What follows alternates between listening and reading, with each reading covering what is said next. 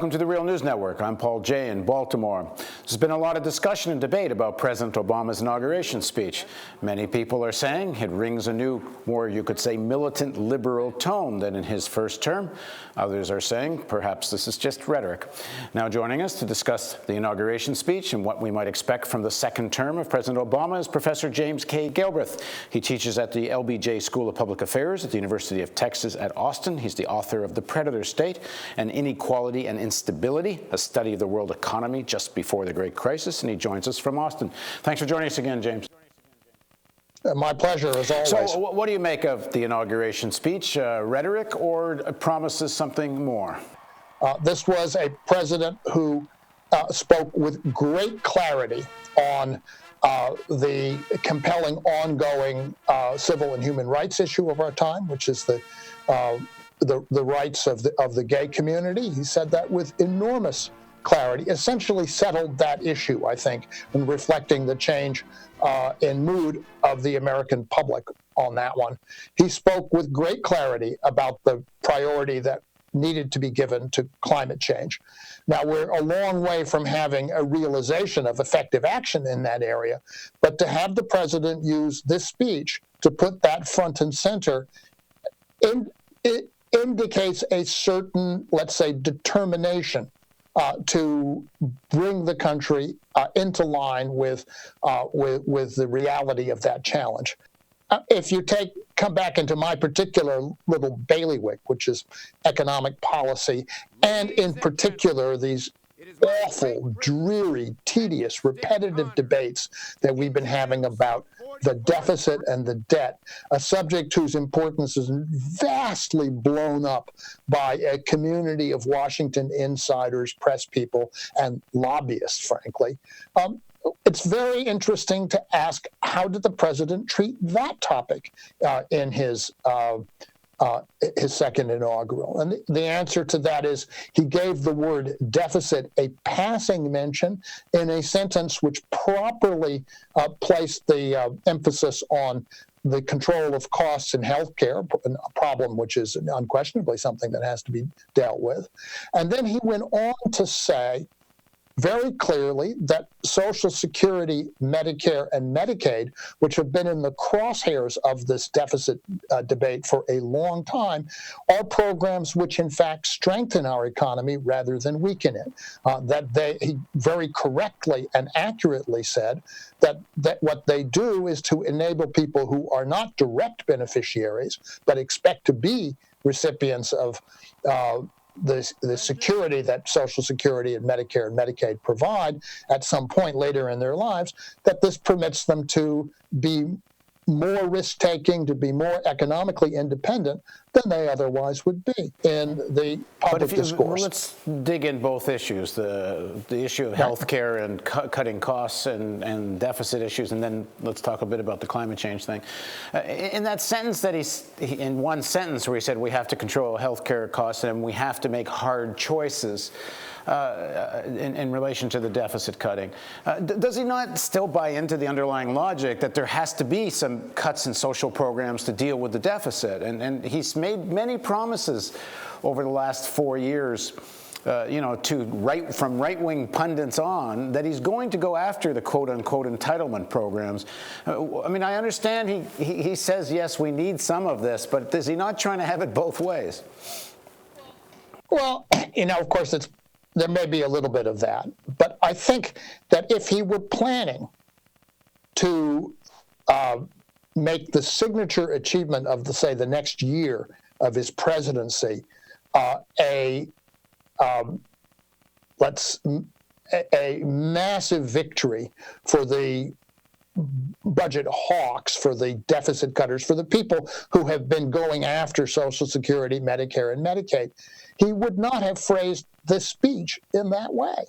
Yes, he gives them a little bit of a concession in that one sentence, but the sentence is very clear that the deficit is almost an afterthought to the deficit issue. The deficit projections are almost an afterthought to the larger problem of managing the cost of health care, for which there are many potential solutions that do not involve reducing the health care coverage available, let's say, to the over 65 population or to the population that's eligible for Medicaid. What can he do now in terms of reducing health care costs other than, I mean, the legislation's been passed and a lot of people are debating how much it really controls health care costs, and he made the deal with pharma not to go after the cost of prescription drugs and not allowing Canadian drugs. Well, there's the cost of prescription drugs. There's the cost of insurance. But hasn't he promised pharma that he's not going to go after them?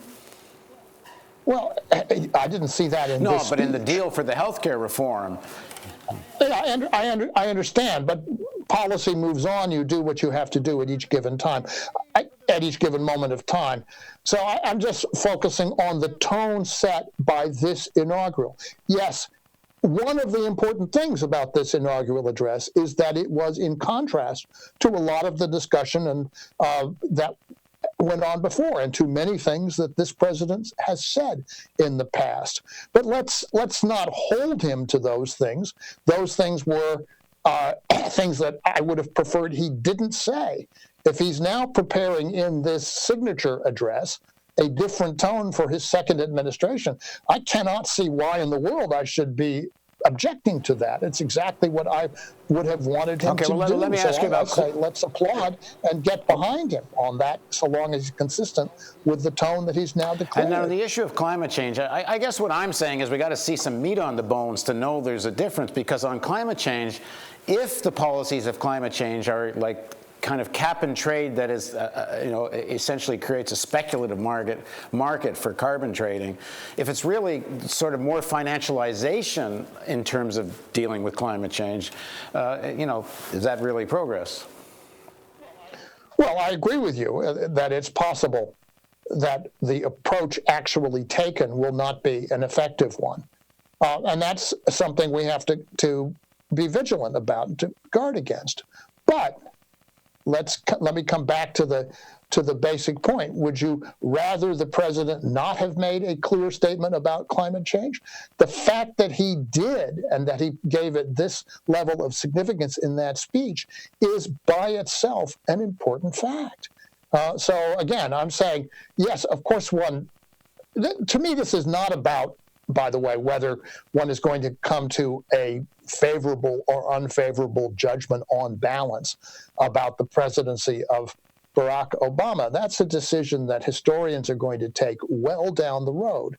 This is about the direction that policy discussion takes in this country in the immediate future, and about the priority that should be given to certain issues. And it's clear from the president's speech that this issue, which is a real question, a serious challenge, should take very much greater priority than it has, and well above the priority that he assigned in this speech to the phony question of deficits and public debt. The word public debt, incidentally, wasn't even mentioned in the inaugural address, so far as I can recall. And I looked for it. Okay, just quickly, one or two concrete things you'd like to see in the next few months that suggest this is more than just rhetoric, and that there is a new agenda, or a refreshed agenda, if you will. Well, I was encouraged by the fact that he has ridden over the Republicans on the question of the debt ceiling. And, there was a lot of discussion about ways he might finesse that question. I was part of that discussion. But in the end, what the president said was the way to deal with this is to not negotiate and to put the onus on the Republicans and see if they really have a firm determination to drive the country to the wall over this issue, and he correctly calculated that they didn't. So now they have made a tactical retreat for another 3 months. That is a good step, in my view, and when we get to that 3-month deadline, they need to be pushed to make another tactical retreat until it becomes clear that that's all they're going to do on that question from then on, at which point the debt ceiling ceases to be a point of leverage. Next issue, the sequesters and the continuing resolution, which are going to be coming up. Once again, there will be demands that they negotiate away Social Security, Medicare, and Medicaid in order to defer the damage that the Republicans and others are in position to inflict on domestic discretionary spending.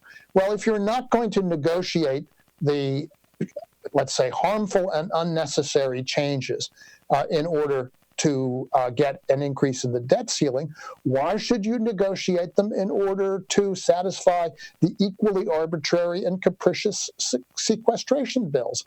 I say the right thing to do with the sequestration is to repeal it, at least on the domestic discretionary side. On the defense side, defense budgets are coming down anyway, and it would be a very useful thing to get a real reorganization of the of our defense capabilities so that they are actually structured to meet our national security needs. But the most important thing on the domestic discretionary side is not to do unnecessary and damaging things, and that should be the position that the administration takes at this point. Well, we'll come back to you when those things are announced, because they're going to have to take a position on these issues relatively soon. That's right, and there's no guarantee, of course, at any given time that this administration is going to do the right thing. But as I say, when they place themselves in a position where they can do the right thing, then I'm all in favor of encouraging them. Thanks very much for joining us, James. Okay. You're welcome. Always a pleasure. Thank you for joining us on the Real News Network.